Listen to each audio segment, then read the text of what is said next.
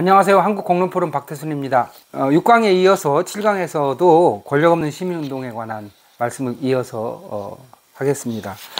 6강에서는 우리 다양한 시민운동이 전개되어 왔음에도 불구하고 왜 시민 권력은 형성되지 못하고 있는가라고 하는 관점에 서서 한 5가지 정도를 비판적으로 검토한 적이 있습니다. 이 내용을 좀 정리를 좀 해보는 시간을 갖도록 하겠습니다.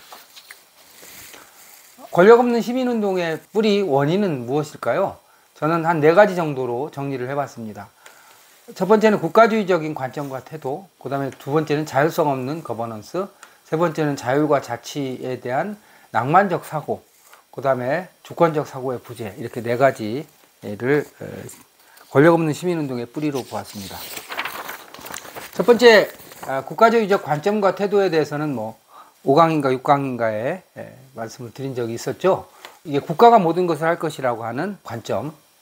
그래서 정권과 지도자를 교체하면 국가가 더 좋아질 것이라는 가치 판단. 국가가 우리 삶을 결정한다는 가치 판단을 얘기하는 겁니다. 이런 점에서 시민운동 역시 민주화운동과 같은 동일한 관점을 유지했다고 저는 보고 있는 것입니다. 시민 없는 시민운동의 원인이기도 한 것이죠. 그러니까 국가에 관심이 있었지 시민의 삶에 관심이 있었던 것이 아니었던 거죠. 사실은 87년 이후에 권위주의 체제가 그대로 남아있는 상황에서 헌법적인 기본권을 제대로 쟁취한다든지 시민들의 권리를 확보하기 위한 보편적인 운동을 전개한 것 자체가 무의미한 것은 아니고 대단히 중요한 의미가 있었지만 사실은 2008년 광우병 쇠고기 사태라든지 그 이후에 시민들이 주체화되는 과정에서 시민운동은 사실은 방향선회를 했었어야 되죠. 국가 개조 운동뿐만 아니라 이 다양해진 시민들의 요구를 어떻게 결집하면서 이것을 권력화할 것인가 라고 하는 문제에 착안했었어야 되는데 그런 기회를 대부분 상실했다라고 볼 수 있습니다. 왜 상실하게 됐나요? 왜 시민 속으로 시민운동이 국가를 향한 운동, 국회라든지 대통령이라든지 정치권이라든지 그런 쪽에 요구하는 내용들만 중심이 되고 왜 주민들의 삶의 구체적인 내용에는 파고 들어가지 못했을까요?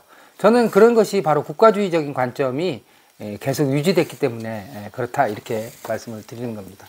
권력은 주민의 삶의 영역에서 형성된다는 것을 포착하지 못했던 것이죠. 자, 그 다음에 두 번째는 자율성 없는 거버넌스라고 말씀을 드릴 수가 있습니다. 최근에도 굉장히 많이 문제가 되는 건데요. 국민이라든지 국가 간에 힘의 균형이 전제되지 않은 상태에서 거버넌스에 참여했다라고 하는 것이. 그러니까 국민과 국가 간에 힘의 균형이 전제되지 않은 상태에서 말 그대로 참여민주주의라고 하는 이름으로 거버넌스에 참여한 것이죠.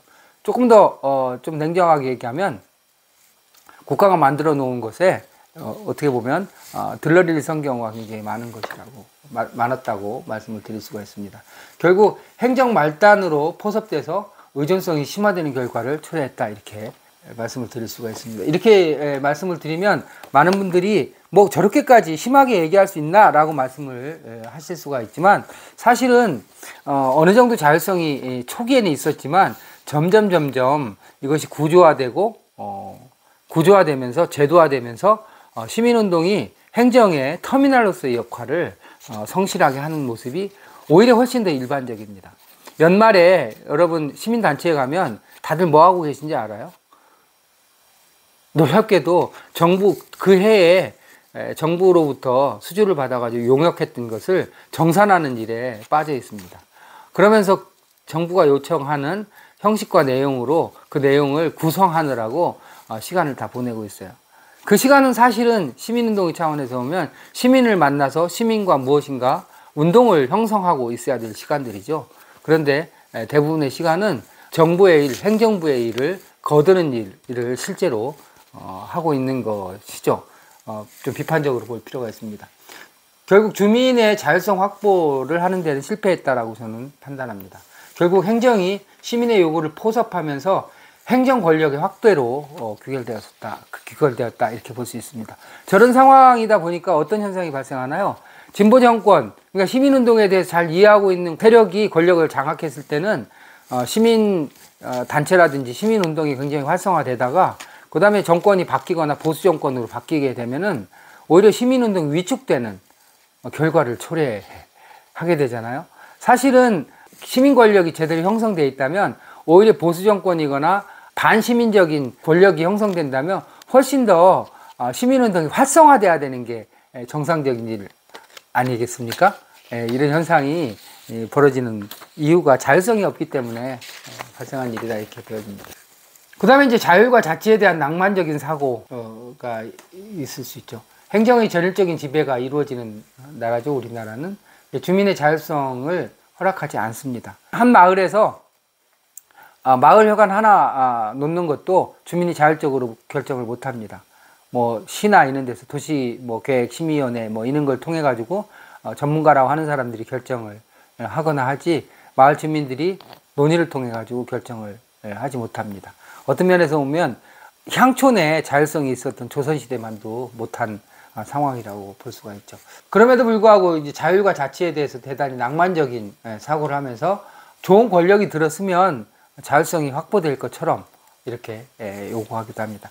또한 여러분 참 우스꽝스러운 게 자치분권운동하는 일부에서는 정부한테 자치분권을 해달라고 청원하는 노력을 엄청 많이 해요. 운동의 내용이 국회에다가 자치분권을 요구하는 활동을 중심적으로 하고 있습니다.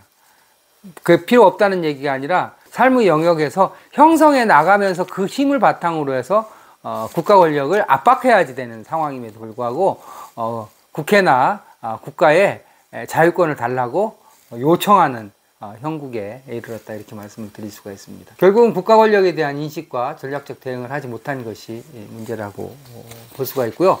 풀뿌리 민주주의도 역시 이 범주 안에 들어간다 이렇게 볼 수가 있습니다.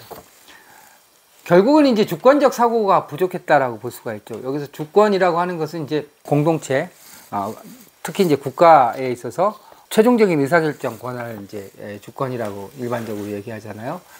결국은 이 주권을 시민이 갖고 있다라고 하는, 또 시민이 가져야 한다, 갖도록 시민 권력을 형성해야 된다라고 하는 사고가 부족했다라고 볼 수가 있습니다. 그래서 운동이라고 하는 것이 주로 저항, 청원, 거버넌스를 통해서 문제를 해결하는 것으로 인식을 했다라고 하는 것이죠.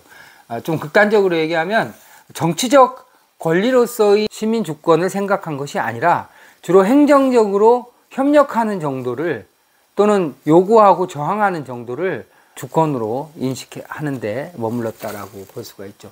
이 모든 것은 결국은 최종적인 것은 국가가 모든 것을 해결해야 된다라고 하는 사고방식에 gat혀 있었던 것입니다. 실제로는 국가가 모든 것을 하는 것이 아니고, 최근에 인기를 끌고 있는 책 중에 하나가 네로우 코리도라고 하는 책 있잖아요. 좁은 회랑이라고 하는 책들이 있는데, 결국은 시민의 삶이라고 하는 것은 국가 권력과 시민 권력 사이에 긴장과 견제가 존재할 때 상호 발전할 수 있다라고 하는 것이죠. 뭐 공진화라고 하는 말을 쓰는 사람들도 있던데, 시민 권력이 있을 때, 제대로 갖춰져 있을 때 국가 권력도 건강해지고, 국가 권력이 또 제대로 또 갖춰져 있을 때 시민 권력도 형성될 수 있다라고 하는 상호 독립적이면서 또 의존적인 관계를 동시적으로 갖출 때만 지속 가능한 국가, 또 지속 가능한 시민사회가 유지될 수 있다라고 하는 것입니다. 그런 측면에서 보면 우리는 시민 권력에 대한 사고는 굉장히 빈약한 상태에서 국가 권력의 의존적인 운동을 해온 것이 핵심적인 문제였다라고 하는 점을 거듭 강조드릴 수가 있을 것 같습니다.